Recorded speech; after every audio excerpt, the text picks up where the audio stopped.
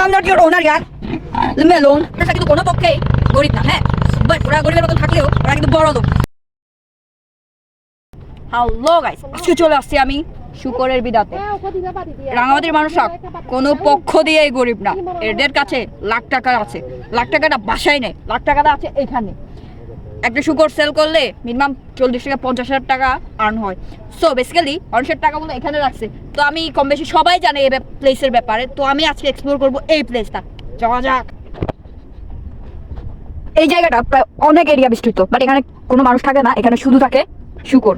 যেটা দেখতেছেন, একটা শুকরের ওজন প্রায় 100 কেজি হইতে পারে, 50, 60, 70 কেজি হইতে পারে। এটা হচ্ছে মানুষের রাখার অনুযায়ী হয় আর কি, অনেক ওজন। প্লাস হচ্ছে সেল করলে যত ওজন হবে তত দাম, আর যত বড় হবে তত দাম, একটু গন্ধ বেশি।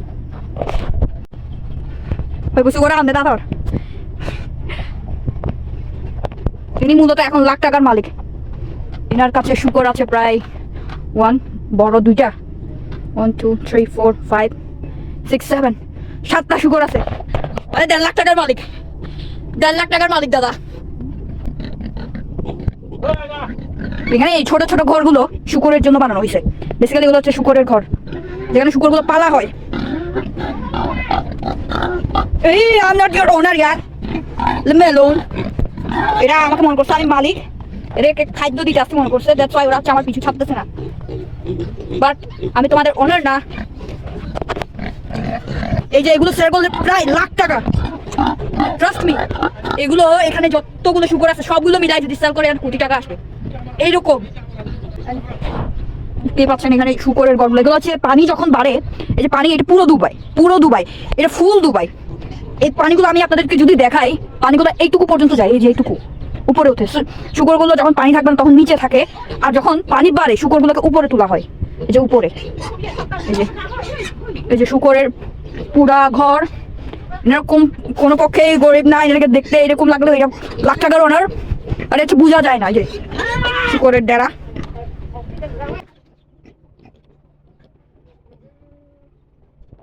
আর কম বেশি অনেক পর্যটক এই জায়গার ব্যাপারে জানে। কজ এই জায়গার এই প্রান্তে আছে আপনার আরণ্যক, আর আপনাদেরকে আর জায়গায় এই প্রান্তে আছে রাঙাদ্বীপ। তো বেসিক্যালি এটা হচ্ছে মাঝখানে পড়েছে, যেটার কারণে হচ্ছে অনেক পর্যটক এই জায়গার ব্যাপারে জানে। কিন্তু এখানে কোনো মানুষ থাকে না, এখানে খালি শুকর থাকে। আর এটা হচ্ছে কোটি টাকার একটা ফ্যাক্টরি বলা যায়, শুকরের ফ্যাক্টরি।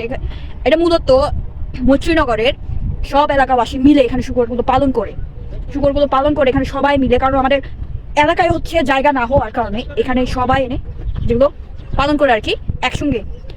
তো দেখতেই পাচ্ছেন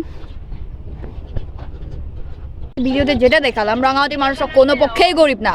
আর এই ভিডিওটি সম্পূর্ণ আমি সেখানে বানাইলাম, কারণ এই প্লেসের ব্যাপারে আমার অনেক ধারণা আছে। যাই হোক, আপনারা আমাকে ফলো দিয়ে পাশে থাকবেন। আর এইটুকুই ভিডিও, ব্যাস, বাই। দুর্গন্ধের মধ্যে ভিডিওটা বানালাম, তাই ফলো দিয়ে পাশে থাকবেন। আজকে ভিডিও এইটুকু, বাই।